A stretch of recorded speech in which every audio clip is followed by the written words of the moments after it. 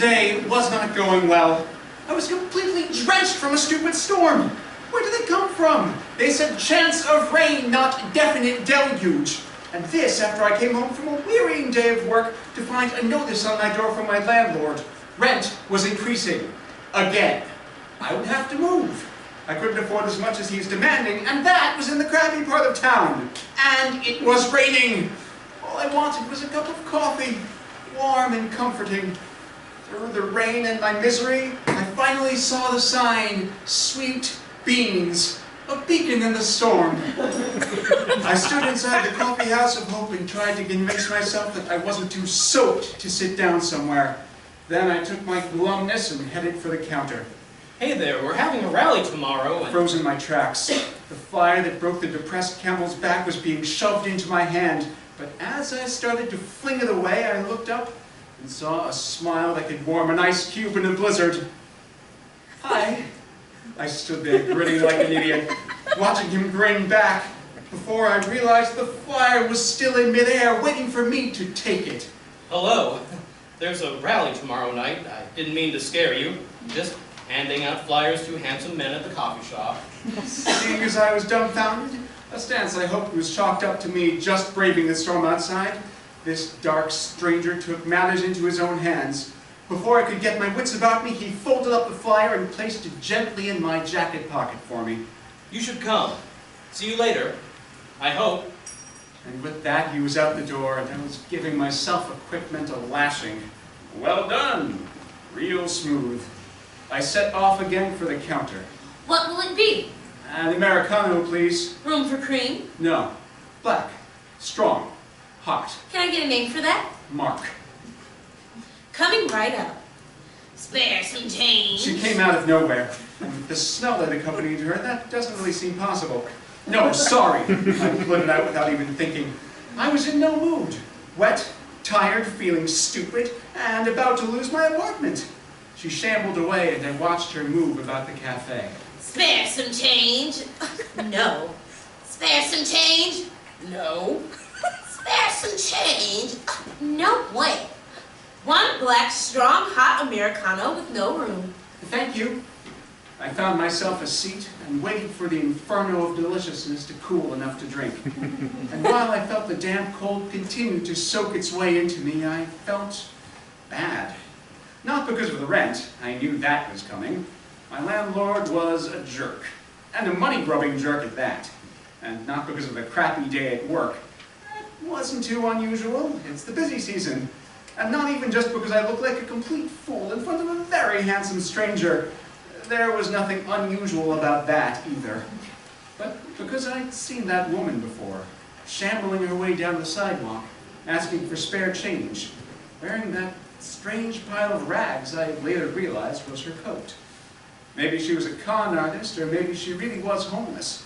Either way, I couldn't do anything about that, but I could probably give her some change instead of snap at her because I was having a bad day. I was going to lose my apartment. We were kindred spirits. And just like that, two small miracles happened. One, the rain stopped. Just like that. And two, I reached into my pocket to find that flyer, the tall drink of warmer, so magically placed there, and instead came across another familiar paper. Cash. I pulled $1 out of my jacket pocket, and almost without thinking, I was off like a bolt. I looked up and down the sidewalk for the woman, but nothing. She never seemed to move all that fast, so she couldn't be far. Off I ran, stopping at the first alleyway. Nothing but dumpsters and recycling sprawled out from the storm. But then, a noise, and she appeared from behind the dumpster. Excuse me? Eh? Oh, it's you. Look, I'm busy. I'm sorry. I've had a really crappy day, but that's not your fault. Here. Oh, well, thank you. That's very kind of you, young man.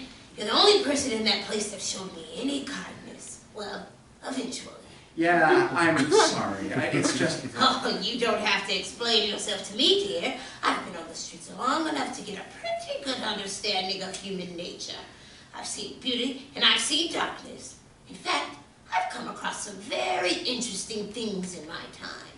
I appreciate you tracking me down to give me a donation. Let me give you something in return. No, really, I just felt bad. And the woman reached into the folds of her rag jacket and pulled out a... Here. What is it? A nose, dear. And indeed, it was a clown nose. A soft felt sphere with a little slit where you put it on your nose, which, after a few uncomfortable moments of not knowing how to respond, I tried to do. Oh, no! It's not that sort of nose. Not for you, anyway. Just put that in your pocket. You'll know when it's time for that nose. And with that, I turned and shambled away without another word. I stood there, clown nose in one hand, hot Americano in the other, listening to the drip of water falling down the drain pipes around me. Feeling the twinge of depression and confusion start to fall around me once more, I decided it was time to go where I always knew I would be in a good mood, the comic book store. Welcome to Safe of Twilight! Oh, hey Mark, how are you? Good, Murph. Thanks. And yourself?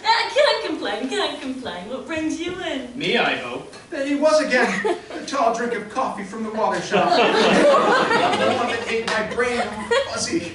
With the flyers, just like the one he had so carefully put in my pocket earlier. Now was my moment. Hi. Hello again. If I didn't know better, I'd say you were following me. No. What? No. Hi. Hi. I was staring. I knew I was staring, and I didn't care. Well, I have a lot of flyers to put up still. I'll be around this block for a while longer. See you around. For the second time in an hour, the butterflies in my stomach did all the talking as I watched a date slip through my fingers. Are you seriously not going after him? Of course I'm not. Why not? Because I'm pathetic, Murph. I'm pretty sure you know that already. I need a mood lifter. He just walked out the door. Stop being right and just help me, will ya? I'm riding an awkward turtle on a never-ending loop through Failsville. Right place. Comic books to the rescue. What'll it be today? Space Odyssey? Noir detective mystery? Superhero? Might take them all, Murph. Might take them all. What's that? A new job? I looked down to find the clown nose still in my hand. I finally examined it. I gave $1 to that homeless woman, the one with the coat. Oh, I don't think she's really. Whatever, I don't care. I had a crappy day. I gave her $1 and she gave me this. Well, you wanted joy. I see no bit of joy than wearing a clown nose and a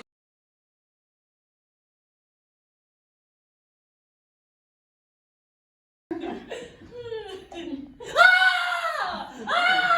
clown threw a pie at Murph and it was stuck to the side of his face.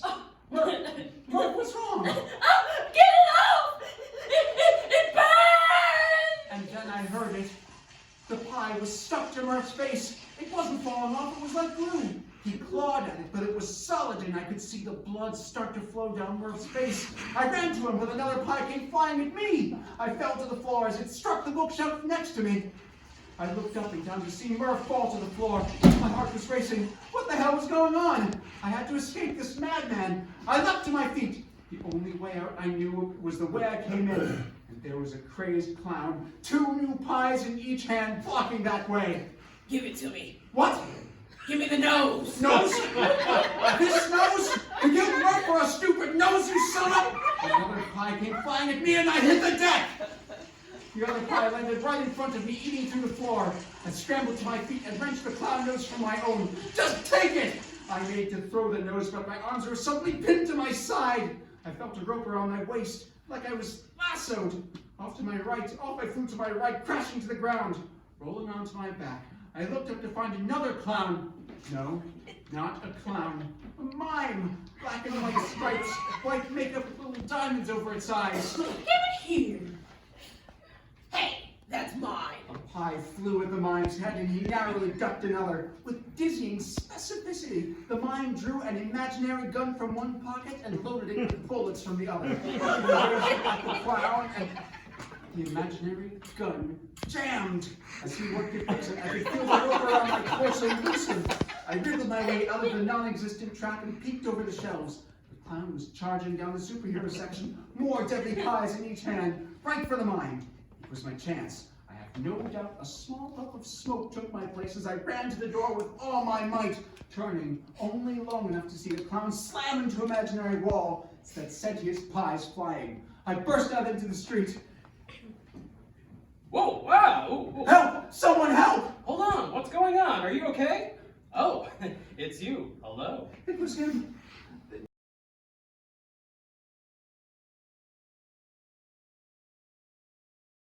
It's you. Hello. It was him. The weakening grin with the handsome flyer distributing body attached. I tried to tell her about the ridiculous and deadly scene inside. Hi. Decided to join us for the project. Oh my God! I was jolted out of my stupor and turned to see the pie-wielding clown pressed up against the glass window behind me. And behind him, hanging from an invisible noose from the ceiling, was the mine. I turned back to my protesting follower, actually relieved to see the dawning realization of the danger I was in. I wasn't crazy. We have to go. I grabbed his hand to wrench him away from the horror behind me. We have to go now! I don't think he's following us. What? What's that? Clowns. 2 of them. A clown and a mime. He killed my friend Murph. The clown did, with a pie made of acid. Oh God, what's going on? We stood in an alleyway, catching our breath, backs against the wall. I had a clear view of the sidewalk we ran down. No clowns coming after us. What? What do they want? With a sudden realization, I opened my hand and happily, sadly, found that I still had the clown nose in it. This, under the wave of nauseating awkwardness, I realized my other hand was still holding his. I tried to let go, but he kept a tight grip, probably out of his own fear, but I didn't mind. I'm Mark. Introductions seemed in order. Hunter. He looked deep into my eyes, my hand in a vice, and gave a little smile. The police! What? We need to call the police. Murph, that mine. There's 2 people murdered back there and a crazy clown. That was enough for Hunter to relinquish my hand and dug in his pocket for his phone. Then he froze, staring across the street. Look. And I turned to find a police car parked, 2 officers drinking coffee in it. Like a blur, we were out of the alley and at the window of the car. Officer! Officer! Whoa, hold on there. What's the matter? There's been a murder. 2 murders. At the safe of Twilight, there's this dead... Hunter trailed off. Neither of us was prepared for any of this. His hand sought out and found mine again. I was all too happy to hold it. The officers got out of the car, concern clearly flashing across their faces. Stay here. And off they ran toward the safe of Twilight. I could imagine what would happen next as they took in the gruesome scene. Hunter and I stood there, and he leaned gently against me as we finally felt like the terrifying evening was coming to an end. The officers approached the front door, and nothing. They just looked inside nonchalantly and waved. They waved to someone inside. I could feel Hunter's body stiffen, and we both gingerly moved forward to see what we could. And out of the front door came a figure. Murph! Much to my surprise, my friend Murphy, who I had just seen murdered with a pie, stood talking to the officers like nothing had happened. That's Murph. I saw him killed. The clown killed him with a pie. I started forward, but Hunter's grip was ironclad, and he pulled me back. Wait, Mark, look! That's not your friend. He was right.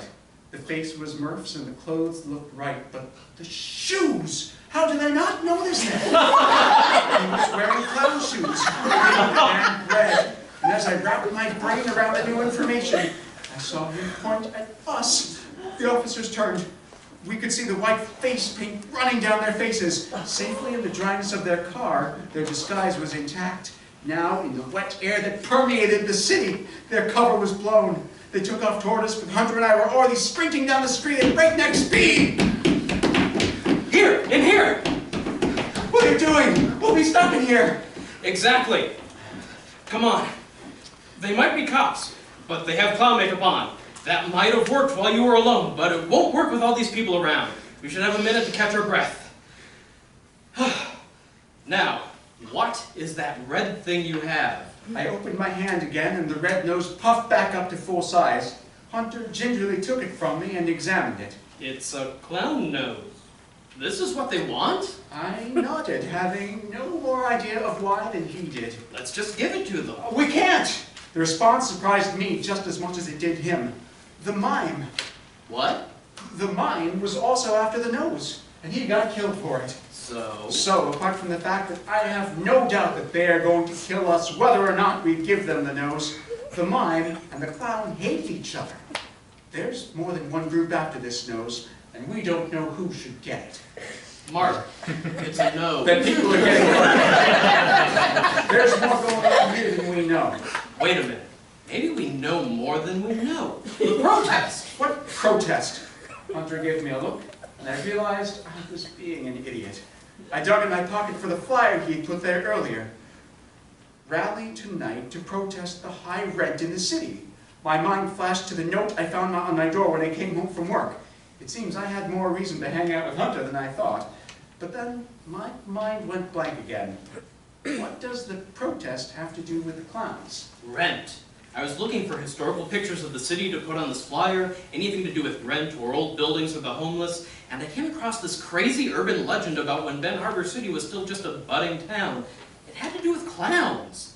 No, not just clowns, the circus. A circus train derailed here, but while they were trying to fix it, a lot of the circus performers just moved into the town. And the clowns formed gangs and took over parts of the city. They became the slumlords, they controlled the rent, they controlled everything, supposedly. But I couldn't find anything other than a half-page of urban legend. No photographs, no real stories, no history. I'm sorry, this is ridiculous. It may have been ridiculous, but I was completely caught up in Hunter's story, and him telling it. I gave him a smile. And out of my crazy look of meeting him on a night like this, he smiled back. Maybe for the same reason. You can rest assured it's no urban legend, gentlemen. We tore our smiles away from each other and turned to the woman standing behind us. You don't find anything about it, because they don't want you to find anything about it. I was slower on the uptake than Hunter, who was already pulling at my hand to run. As my eyes scanned the face of the woman, I found that it was not all hers. A mask, nearly the same color as her skin, lay across the top portion, replacing her forehead and cheeks, and giving her a slightly elongated nose. I had seen a Commedia dell'arte performance in the park last summer. This was another clown! Wait! I'm not here for the nose. I'm here to protect it. We stopped in our tracks. Could she be lying, lulling us into a false sense of security? We didn't relax out of flight mode, and so she continued. I am Zani, and yes, I am a clown, in the vulgar American sense. But unlike those power-hungry idiots out there, we comedias don't want that nose to fall into the wrong hands. Wait, so clowns did run this? And they still do. Clowns at every level of government, but hidden, only showing their true makeup when with the other clowns, or when performing, keeping up the appearance that they are harmless. But what about this? What does a clown nose have to do with it all? That is the key. The key to everything. The key to leading this city. Hunter squeezed my shoulder and leaned forward. McKindling. McKindling? The company that runs all the housing around the city? And whose president, Tim McKindling, just passed away. You're saying this nose is the key to taking over the biggest real estate company in Ben Harbor City? That and so much more. Power only begets power. Whatever McKindling did, the rest of the clowns who owned buildings in the city followed suit. And with no one in charge, rents go up. My rent goes up! Exactly. Without anyone in charge, everyone wants that nose. It would give them the power to do anything. And how did you get it? A homeless woman gave it to me. This gave our newfound Italian friend pause. Then her eyes lit up. We have to get this nose somewhere safe. She grabbed us by the shoulders and pushed us through the crowd. We made our way through the kitchen door and finally out the back door to the waiting alley. Down alleyways and skirting sidewalks we went, keeping a close eye out for any other clowns, or police for that matter. Hunter's hand encompassed mine, the warmth providing me both comfort and excitement. He was in danger now, too, that they wanted the nose I had. He could run off and hide, but his hand in mine told me maybe he didn't want to. When I had finally worked up the courage to ask him about it, we stopped, halfway down a particularly garbage can-filled alleyway. Here! Zanny indicated a door that was almost perfectly blended into the wall, but she didn't have time to say anything else. Headlights flooded the alley! Now what? The car doors opened, and out stepped a shadow, and then another, and then another, and then the entrance to the alley was filled with figures in coattails and top hats. As they stepped into the light, they all were carrying bowling pins and knives. I could feel my heart beating, falling into my gut, and then things got worse. No! It's ours! At the other end of the alley there stood not one, but 10 or more clowns with pies. Pies that I knew would easily eat through our faces. The first one flew toward us, but was intercepted by a knife, sending the pie back at its thrower. It was followed by a bowling pin that hit a pie con square in the chest, and like a firecracker exploded, sending him backwards. Open the door! No!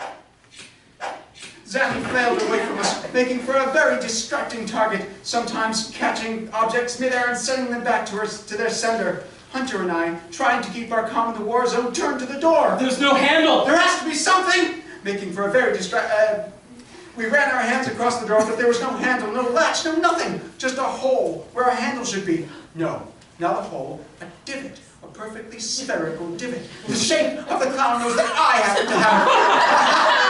I pushed the nose into the door, and the door fell open and tumbled into a dark room. Whoa! Where are we? Right where I hoped you would be. Who's there?